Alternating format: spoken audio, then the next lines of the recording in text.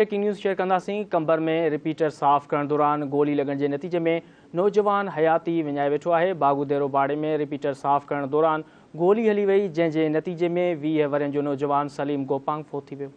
बिल्कुल नाज़रीन, अफ़सोसनाक ख़बर अव्हांखे ॾियूं पिया। कंबर में रिपीटर साफ़ करण दौरान गोली लॻण जे नतीजे में नौजवान हयाती विञाए वेठो आहे।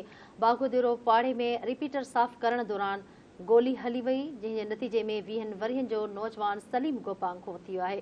फोती जो लाश अस्पताल नियो वियो, जिते डॉक्टरनि तरफ़ां ज़रूरी कार्रवाई बाद लाश वारसनि हवाले कयो वियो। फोती जो लाश घर पहुचण ते कोहराम अची वियो। अफ़सोसनाक ब्रेकिंग न्यूज़ तव्हां सां शेयर करे रहिया आहियूं। कंबर में रिपीटर साफ़ करण दौरान गोली लॻण जे नतीजे में नौजवान हयाती विञाए वेठो आहे। बागुदेरो पाड़े में रिपीटर साफ़ करण दौरान गोली हली वई, जंहिंजे नतीजे में 20 वरियनि जो नौजवान सलीम गोपांग फोत थी वियो।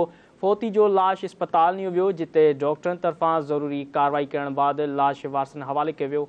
फोती जो लाश घर पहुचण ते कोहराम अची वियो।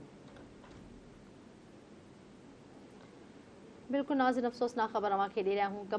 कंबर में रिपीटर साफ़ करण दौरान गोली लॻण जे नतीजे में नौजवान हयाती विञाए वेठो आहे। बागुदेरो पाड़े में रिपीटर साफ़ करण दौरान गोली हली वई, जंहिंजे नतीजे में 20 वरियनि जो नौजवान सलीम गोपांग फोत थी वियो।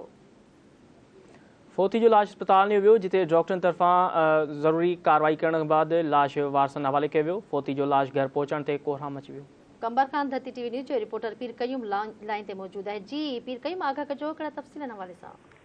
जी बिल्कुल, कंबर जे बागुदेरो मॉल में रिपीटर साफ़ करण दौरान गोली छुटण सबबि 20 सालनि जो नौजवान सलीम गोपांग सख़्त ज़ख़्मी थी पियो, जंहिंखे ज़ख़्मी हालत में कंबर जी अस्पताल आंदो वियो, जिते हुन दम धणी हवाले कयो। वारसनि जो चवण ते ई रिपीटर साफ़ करे रहियो त हुन दौरान ओचितो गोली छुटण सबबि हुनखे लॻी वई, जंहिंजे करे हुनजो मौत वाक़िअ थियो आहे। पोस्टमार्टम करण बाद लाश वारसनि हवाले कयो। लाश घर पहुचण ते कोहराम अची वियो आहे। जी ठीकु आहे, वॾी महिरबानी तफ़सील सां।